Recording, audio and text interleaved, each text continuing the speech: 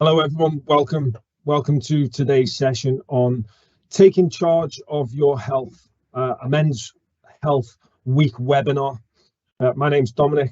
I work for ToHealth, which is the wellness division of the PAM group. So today we're gonna look at what is men's health, what's the problem, and we'll go into that in some detail.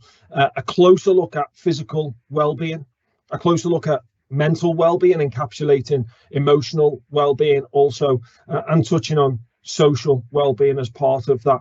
And importantly, how mental well-being and physical well-being impact each other. They are often addressed in isolation, but truly they come together as a package.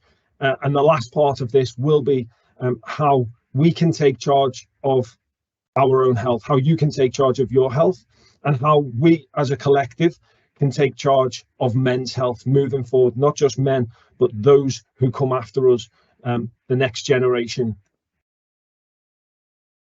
So what is men's health? The term men's health refers to physical and mental health problems that are of concern for men. That's quite a broad statement, but what that really means is let's break it down. When it comes to men's health, often we talk about the physical side, but we neglect the mental and the social aspects, which is confusing because, as I mentioned, they're so interlinked. Physical health is the ability to maintain a quality of life that allows us to get the most out of daily activities. Mental health, that's a state of well-being that enables us to cope with the stresses of life, to realize our abilities, to realize what we're capable of, to make us feel good, so we can learn well, we can work well. And importantly, a part of that, the important part rather, is how we contribute to our community, not just the community where we live, but micro communities that we're a part of, social groups, family, friends, etc. Community is essential to this because it's central to social health or social well-being. And social health is about having close bonds. Close, and by close I mean safe, feeling supported, feeling valued, enjoying that sense of belonging to various groups, friends, family, community groups, colleagues, friends at work. It's feeling supported, feeling valued, feeling loved. Or on the flip side, others feel valued, supported, and loved. We're giving that back to them. So when addressing men's health, when addressing your health, it's important to understand how one impacts the other. Yes, they can be treated in isolation. We can work on them in isolation, but ultimately they come as a package. How you think will impact how you feel. How you feel will impact how you move, will impact your physical activity. How you move, the physical activity you take part in or engage in will impact how you feel and how you think. It's all interlinked, and social connectivity is the glue that holds it all together. If you feel supported, if you feel loved, valued, your self-esteem and your confidence will increase. On the flip side, if you don't feel loved, valued, supported, you don't feel connected, then the likelihood is it will decrease. Your mental well-being will improve naturally. And as a result of naturally improving with self-esteem and confidence and love and support, your physical well-being will improve. Men's health is not just pains and problems. It's not just what we feel in our body physically. It's not just when it shows up there's a problem. It's not just how happy or sad we are at a given time. It's broader and it's deeper. Men's health is a package, is the package of our life.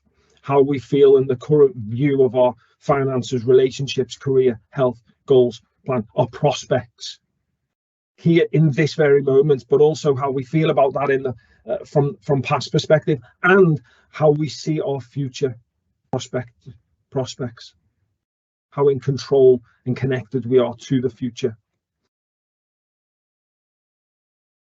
So what do the facts and the figures say? Depression and anxiety is the most commonly reported mental health issue in England.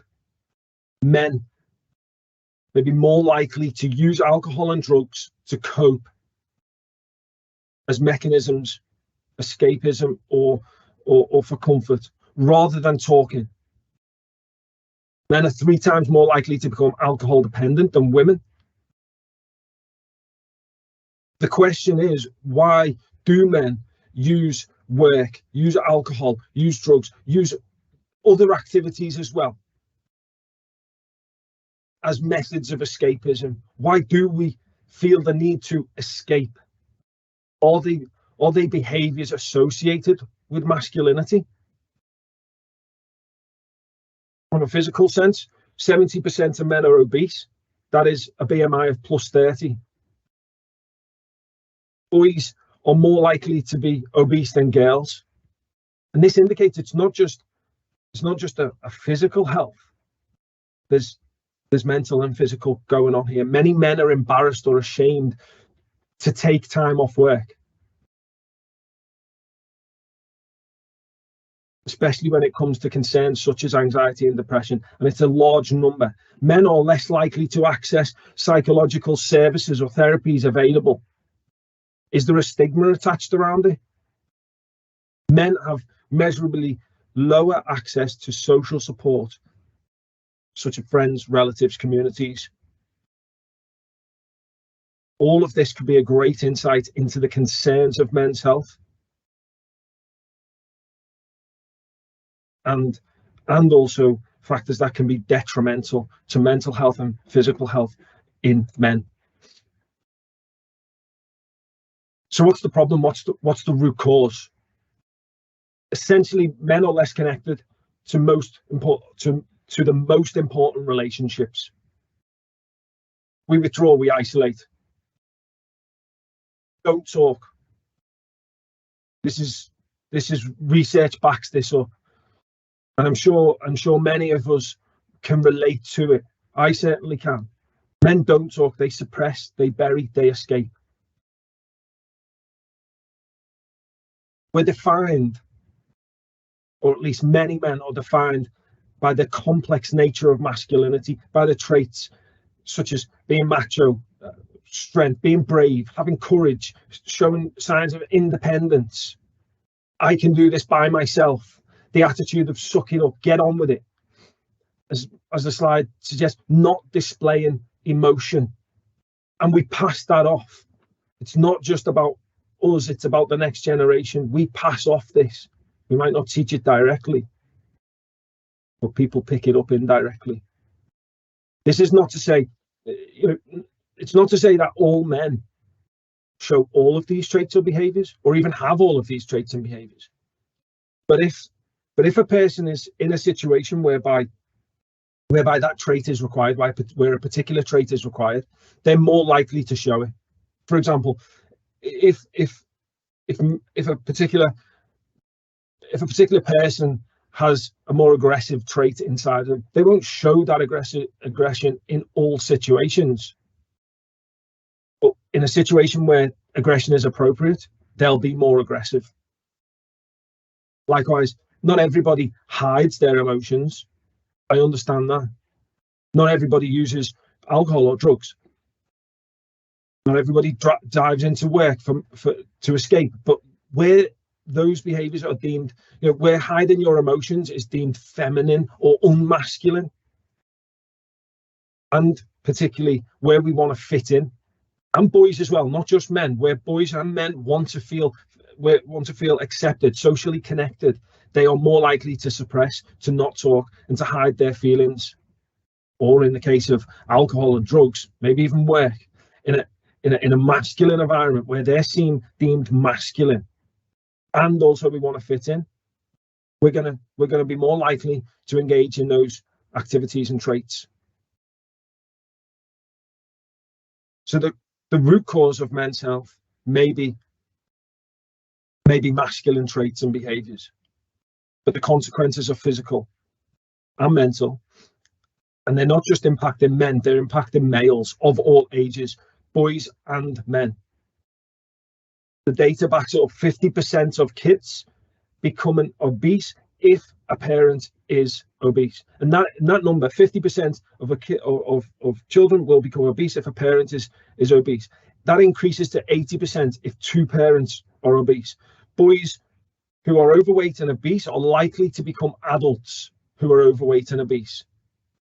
It starts young and it follows us into adulthood. Men report lower levels of life satisfaction than women, and the life expectancy of a male is lower than a female. What we have here, and what I'm trying to indicate on this slide, is we've got boys growing up with men who are unsatisfied in life, engaging in coping mechanisms to soothe the pain, to hide their emotions, amongst other male-dominated activities or perceived masculine activities. These men are hiding emotions, not speaking about issues, not seeking help. We've got men who are more engaged, more connected with escapism behaviors, less connected to the important relationships. And boys of younger, the younger generations pick up indirectly. Then what we have is a closed loop that will continue to repeat itself if something doesn't change. So the question then is, how do we take charge of our health? How do we take charge? How do you take charge of your health? How do we take charge of our health? How do we take charge of men's health? That we'll discuss shortly. But let's deep dive into physical well-being. Physical well-being is the ability to maintain a quality of life that enables us to get the most out of daily activities. And by that, we're talking getting the most out of daily activities without feeling fatigue, stress, or pain. It's recognizing daily habits and behaviors that are having an impact, a significant impact on our health, both good and the bad. What's concerning is the facts and figures here. 70% of men are obese or overweight and obese, and that comes with an increased risk of hypertension, stroke, type 2 diabetes. Ultimately, it can lead to a lot of heart problems, and heart disease is the leading cause of men.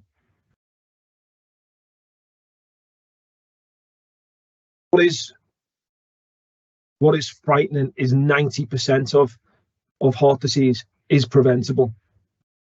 90% of it is preventable. We can take charge of this. Obesity is the second highest cause of cancer. Smoking is the highest, or lung cancer rather, due to smoking. Obesity is the second highest cause, and 40% of cases of cancer could be prevented. We could prevent 40% of cases of cancer, and 90% of heart disease is preventable. This is frightening. The moral of the story here, the moral is that our lifestyles, the lifestyle that men are leading, are not improving the quality of our life, nor extending the lifespan. They're shrinking it and decreasing it. And we're passing these behaviors and traits on to the next generation. So what's causing heart disease? Primarily atherosclerosis. Atherosclerosis is the biggest cause of death in the world. It's a build-up of fatty plaques on the walls of the arteries. The plaques are made up. I like to think of this as a road, if you will. Parked cars on the side of the road. If I can draw it, there's parked.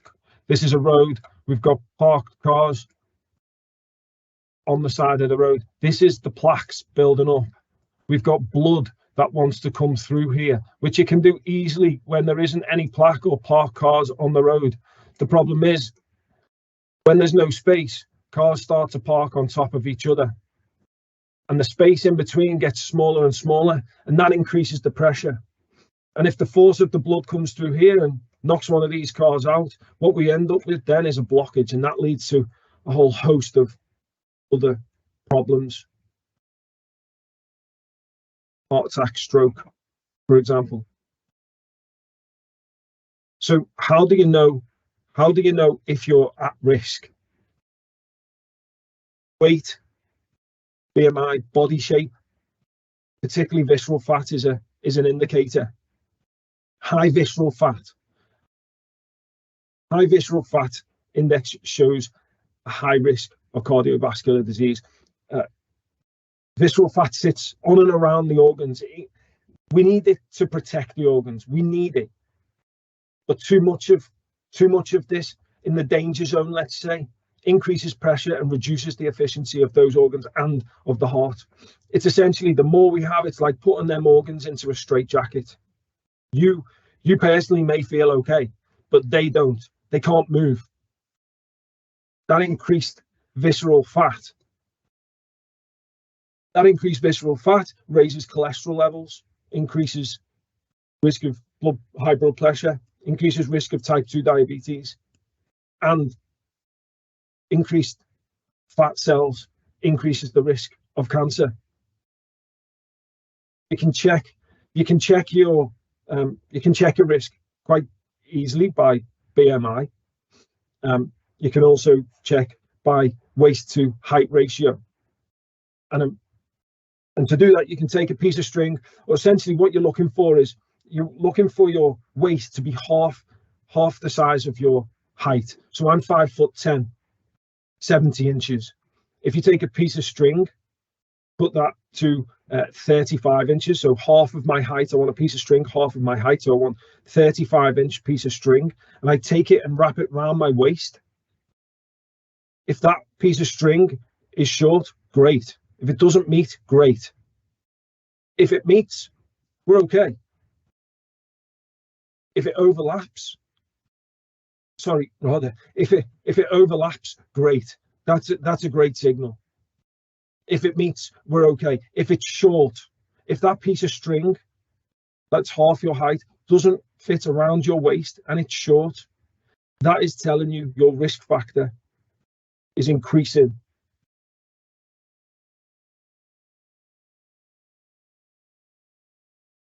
Height to waist is a great indicator that we can all do, and nevertheless we can all see as well. It makes it tangible. The problem with men's health a lot of the time is it's not tangible. If we can't see it or feel it, we don't think about it. But we can see our waist, we can see our body shape. These things don't occur. Physical health, heart disease doesn't occur overnight. It creeps up, and there's warning signs, but we have to listen. So as a closer look here at cancer, I've already said that 40% of cases are preventable. And the thing with cancer is it can be placed into two rough camps: things we can control and the things we can't. We can't control our age going up each year. We can't control our age increasing year on year. We can't stop the aging process that goes with that, our age increasing year on year, but we can look after the aging process. We have control over, we have some control. We can influence the aging process. Smoking, cancers related to being overweight and obese. These are things we can control. These are things we have an influence on, a big influence. I'm not gonna focus on lung cancer today, or smoking, but I will focus on a particular cancer. But what I want to say is cancer is increased with an increased amount of fat cells. Increased fat cells means increase of internal stresses and inflammation. Inflammation creates a great place for cancer cells to develop. Increased fat increases fuel. It also increases growth hormone. If you've got more fat cells, you've got more fuel, you've got more growth hormone. That makes the body a favorable place for cancer to grow and live.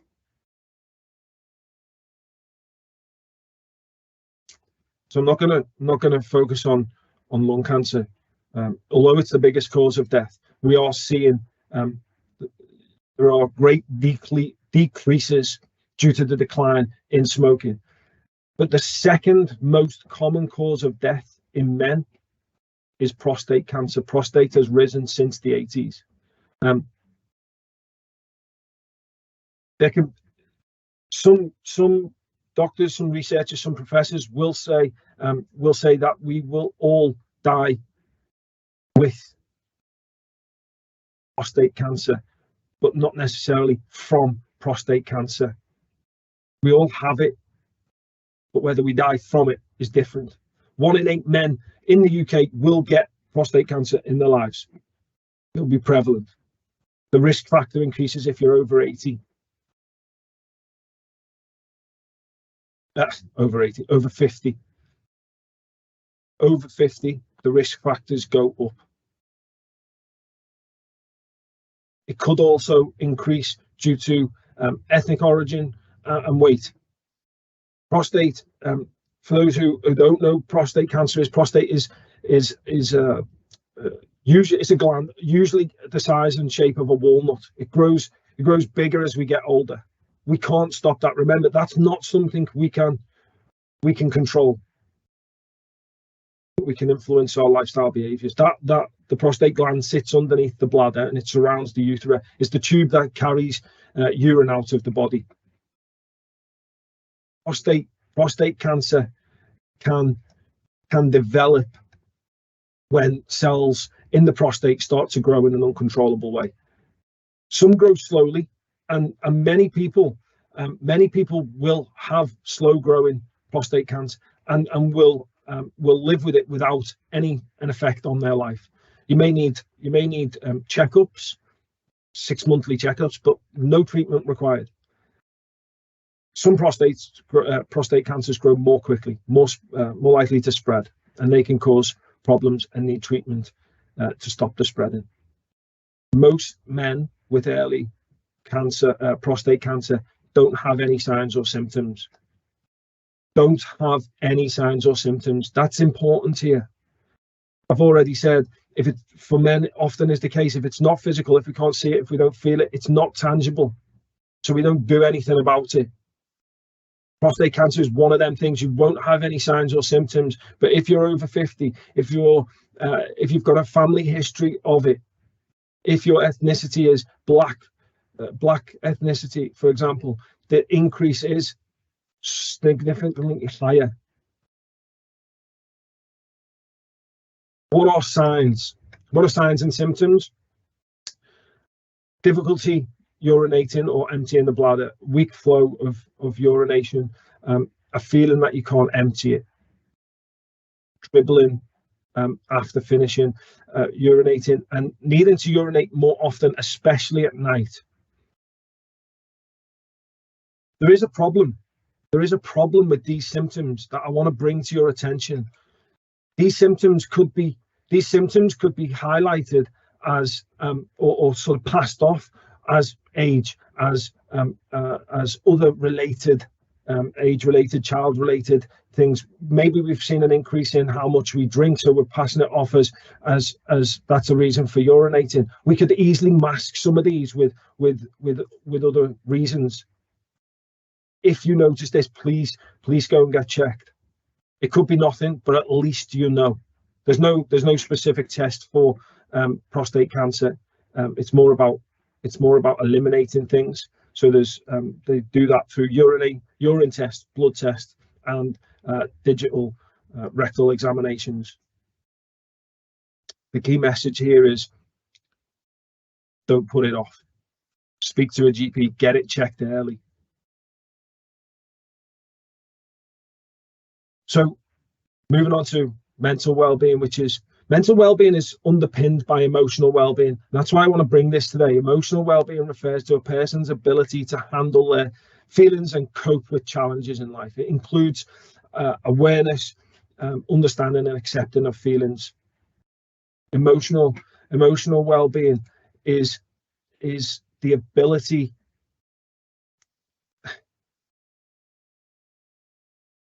Emotional well-being affects a person's mental and physical health. It's being able to effectively the next manage few hours. So, but those. the other one is Baba's, which we've been to, and we don't need it. Sorry, some noise in the background. Where was I? Anyway, mental well-being. Mental well-being is having a balance of emotions. That's ultimately the bottom line here, the moral of this story. How we feel impacts how we think. A balance, mental well-being is having a balance of thoughts, or a balance in our thoughts, how we think. It's impacted by our social relationships, as I've said, how well connected, how well supported we feel. It's not just today. It's not just impacted by today, but it's impacted by the past, and also our perception of those events. So I'm highlighting here, it starts young.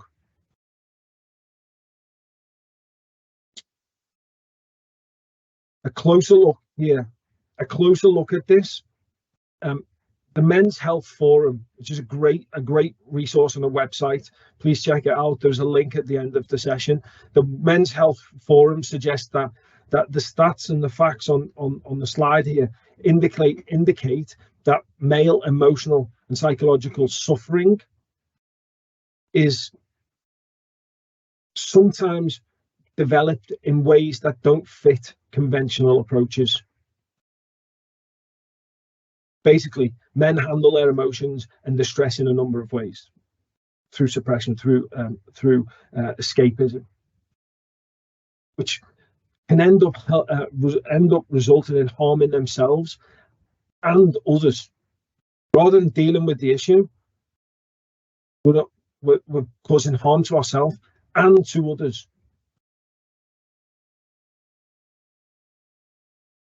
Why does it happen? Possibly because men are likely to lack some of the known signs to good mental health. Social connectivity being one, engagement with education. Boys are 3 times more likely to be excluded from school, and girls consistently outperform boys in education. Start young. The signs are there.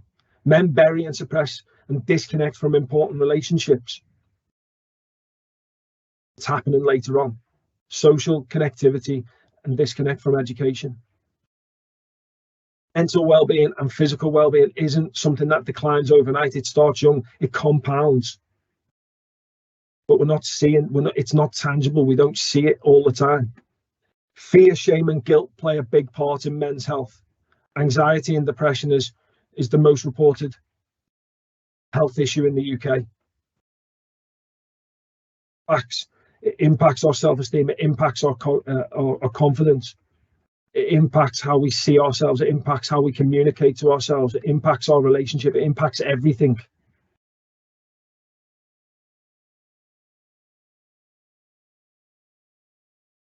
So how can we take charge? We need to redefine, we need to reconnect, and we need to recalibrate. We need to redefine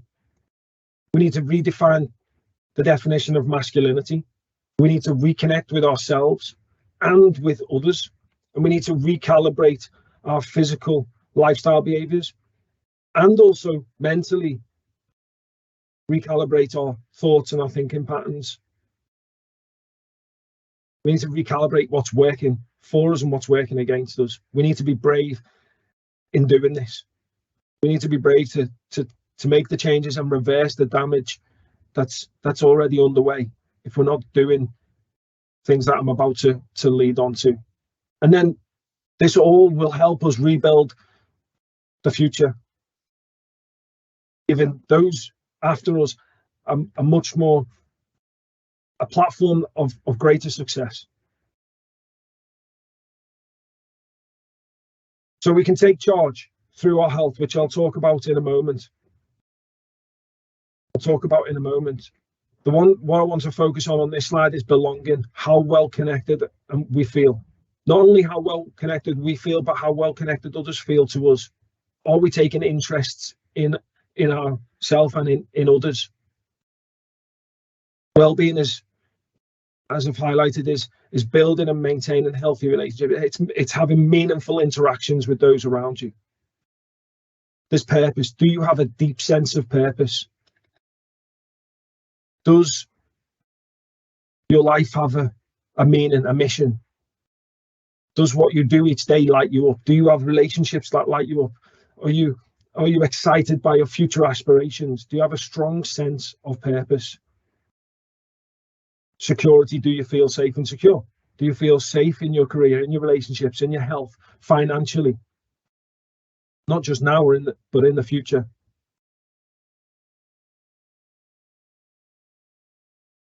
If you feel insecure, the longer that's left unresolved, the greater the risk of developing mental health and physical health problems. And then there is physical health, which is often talked about, but it's these mental and emotional things that get left behind. We need to work on our sense of belonging and making others feel like they belong. We need to work on our sense of purpose, find what lights us up, and work on feeling secure in ourselves, in yourself, in your relationships, and in your future. We can take charge through nutrition. Things that we can do: improve our fruit and vegetables intake. Aim for 5 a day. If you're not taking on any at the moment, aim for 1. If you're already on 2 or 3, aim to increase it by 1. Look for high fiber vegetables, the greens.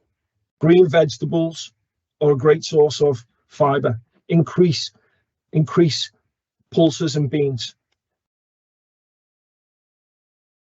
Aim to eat less processed foods. Foods with which can increase blood sugar spikes, because blood sugar will increase insulin, and if we have increased levels of insulin, then we can become insulin resistant, and that increases the risk of type 2 diabetes, weight increases, heart diseases, cancers. It's all in a closed loop. We can decrease the blood sugars in our body by the way we eat, and also by moving around. Increasing good fats, HDLs, omega-3, for example, fish oils, sardines, salmon, mackerel, nuts, seeds, avocado. Not to forget drinking plenty of water, being mindful of alcohol consumption, and being mindful of caffeine consumption and alcohol consumption. The limit, the advice is 14 units per week, and the advice of that is little and often. Don't go all in. Don't consume all units plus more on a weekend. This isn't great for health.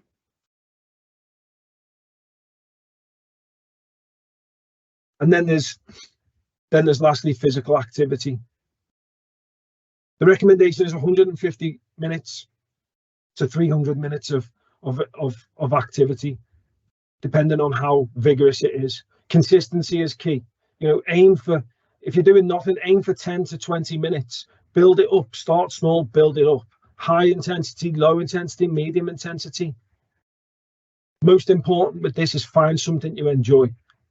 Physical activity can reduce the risk of 13 different types of cancers.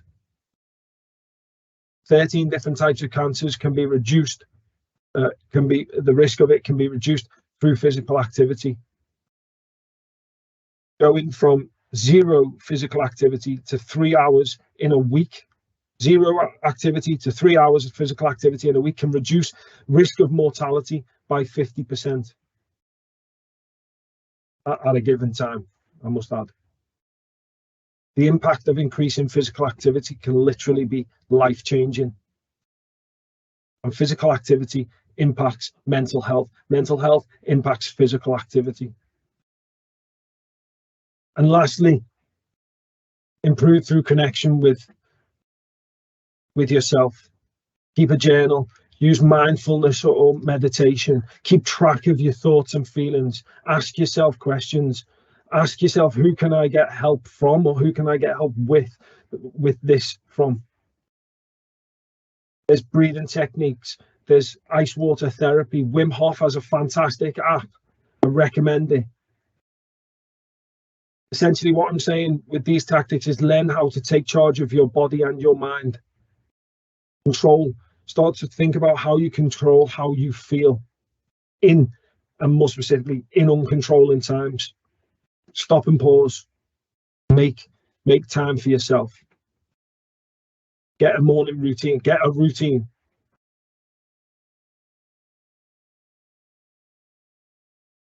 Eat the sun, hydrate, journal, move. That's a great way to set yourself up for success in the morning. Take time to breathe. Use meditate. Use mindfulness. Add that into your morning routine once you've got a routine going. Observe those thinking patterns. And then, importantly, pull back from the behaviors and the traits that are damaging you physically and mentally.